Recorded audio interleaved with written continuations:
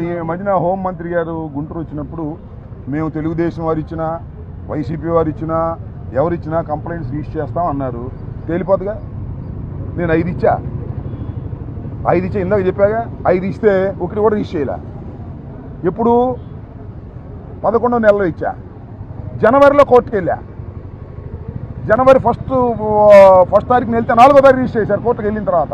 అంటే కోర్టుకు వెళ్తే తప్ప వాళ్ళు రిజిస్టర్ చేయటం లేదు అని చెప్పడానికి నాదేగా ఉదాహరణ. అంతకన్నా ఏం కావాలి చెప్పండి హోంమంత్రి గారికి. ఆమెకు తెలియదు పాపం. హోంమంత్రి గారికి హోంశాఖలో ఏం జరుగుతుందో ఆమెకు తెలియదు. లోకేష్కి తెలుసు. ఆమె మైకు ముందే హోంమంత్రి తప్ప నిజానికి హోంమంత్రి కాదు. హోంలో హోము, ఇక్కడికి వచ్చిన తర్వాత మైకు ముందు. ఆమెకి ఏమీ తెలియదు పాపం. తెలియని ఆమె గురించి నేను కామెంట్ చేయడం కూడా మర్యాద కాదు. ఆమెకు అసలు ఏ కేసు రిజిస్టర్ అవుతుందో, ఏ కేసు రిజిస్టర్ అవ్వట్లేదో, ఎవరిని అరెస్ట్ చేస్తున్నారో, ఎవరిని అరెస్ట్ చేయట్లేదో, ఏ కంప్లైంట్స్ వస్తున్నాయో, ఎవరిని ట్రాన్స్ఫర్ ఎక్కడికి చేస్తున్నారో పాపం ఆమెకు తెలియదు.